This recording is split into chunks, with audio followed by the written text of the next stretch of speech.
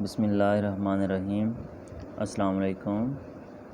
امید ہے آپ سب خیریت سے ہوں گے۔ ڈیئر اسٹوڈنٹس، لاسٹ لیکچر میں ہم نے آریوں کی ثقافت کے بارے میں جانا، آرین ثقافت کی مین خصوصیات، آرین ثقافت کے جو برصغیر کی ثقافت کے اوپر اثرات ہیں وہ جانے،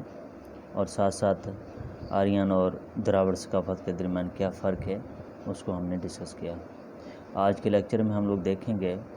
کہ دراوڑوں اور آرین کے بعد کون کون سی قومیں اس خطے میں آئیں اور اپنی ثقافت کے اثرات جو ہیں اس خطے پہ چھوڑ گئیں۔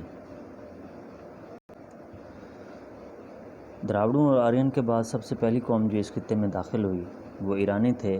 جو 600 سال قبل مسیح میں اس خطے میں آتے ہیں، اور بیسیکلی یہ بھی آرین کی ایک ذیلی شاخ تھے جو ایران میں رہتے تھے، اور یہ زرتشت مذہب، جس کو زرتشتیت بھی کہتے تھے، اس کے ماننے والے تھے، اور ان کے دور میں زرتشت مذہب کو بڑا عروج حاصل ہوا، جو کہ آگ کی پوجا کرنے والے لوگ تھے،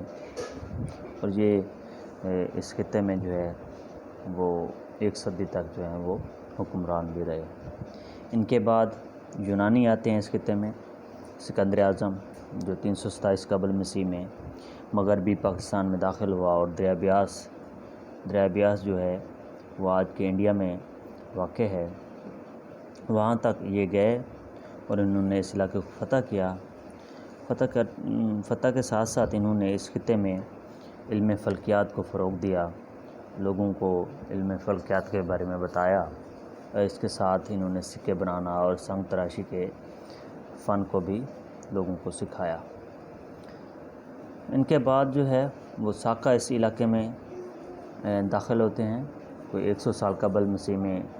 اس خطے میں آئے، اور اس خطے کے اوپر جو ہیں وہ 100 سال تک حکمران بھی رہے۔ خانہ بدوش تھے، اور ان کی بھی ساکا کے ساتھ ساکا جو تھے ان کی جو پہلے رہنے والے لوگ تھے، یعنی آرین جو تھے، ان کے ساتھ ان کی طویل جنگ ہوتی ہے، اور یہ آرین جو پہلے سے موجود لوگ تھے ان کو شکست دیتے ہیں، اور جنگ جیتنے کے بعد یہ ٹیکسلا کو اپنا دارالخلافہ بناتے ہیں۔ یہ بڑے جنگجو، نیزہ بازی میں مہارت رکھنے والے، اور انہوں نے نئی نئی سبزیاں، پھل، خشک میوہ جات کو اس علاقے میں متعارف کروایا، جو آج بھی ہماری ثقافت کا حصہ ہے۔ ساکا کے بعد ہن جو ہیں وہ برصغیر میں داخل ہوئے درہ خیبر کے راستے سے۔ ہن بھی جنگجو ٹائپ کے لوگ تھے، بڑے ظالم، اور یہ وادی سندھ میں جس خطے سے بھی گزرے اپنے ظلم کی جو ہیں وہ داستانیں چھوڑتے گئے۔ ہمیں آج بھی ٹیکسلا کے کھنڈرات سے جو انسانی ڈھانچے ملے، ان میں جس طرح کے ظلم ہوئے ان کی مطلب ہڈیاں اور باقی چیزوں کا آثار قدیمہ کے جو ماہرین ہیں انہوں نے جب اسٹڈی کیا تو پتہ چلا کہ ان کی ڈیتھ جو ہے وہ کسی جنگ میں ہوئی، تو وہ ڈھانچے جو ہیں وہ آج بھی ان لوگوں کے ظلم کی جو ہے وہ داستانیں سنا رہے ہیں۔ ان کے بعد جو ہے اس خطے میں پارسی آتے ہیں، بڑے بہترین گھوڑ سوار ایرانی نسل لوگ تھے جو جدید اسلحے کے ساتھ حملہ آور ہوئے، اور یہ 5ویں عیسوی میں اس خطے میں آتے ہیں۔ ٹیکسلا کے مقام پر انہوں نے پہلے سے موجود جو حکمران یعنی ساکا تھے ان کو انہوں نے شکست دی، اور شکست دینے کے بعد ٹیکسلا کو ہی اپنا جو ہے وہ دارالخلافہ بنایا، اور انہوں نے گندھارا آرٹ کو بڑا فروغ دیا۔ گندھارا آرٹ میں جو ہے بت تراشی جو ہے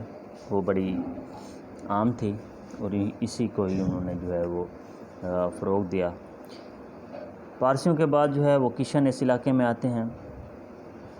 کشن جو ہیں یہ یعنی کہ جو پارسی بادشاہ گوڈا فارس تھا، اس کی وفات کے بعد جو ہیں اس خطے میں آئے۔ کشن بیسیکلی چینی نسل سے تعلق رکھنے والے لوگ تھے، اور جن کا مذہب جو تھا وہ بدھ مت تھا، اور ان کے جو مشہور بادشاہ کنشک تھے اس کے دور میں بدھ مت کو بڑا فروغ ملا۔ بدھ مت کے ماننے والے جو لوگ تھے اور ان کے جو مذہبی پیشوا جن کو بدھ بخشو کہا جاتا ہے، وہ دنیا کے باقی حصوں میں بھی گئے اور اپنے مذہب کی تبلیغ کرتے رہے۔ تو آج ہم نے تھوڑا سا تعارف ایرانی، ان کے بعد یونانی، ان کے بعد ساکا، ہن، پارسی اور کشن جو ہیں ان کے بارے میں جانا کہ وہ کون تھے، کابس خطے میں آئے، ان کا مذہب کیا تھا، ان کا رہنے سہنے کا طریقہ کیا تھا، اس کو تھوڑا تھوڑا ہم نے جانا، اور ان کے جو اثرات تھے برصغیر کی ثقافت کے اوپر وہ بھی ہم نے دیکھے۔ نیکسٹ لیکچر میں ہم لوگ برصغیر کی ثقافت کے اوپر مسلمانوں کی جو ثقافت ہے اس کے اثرات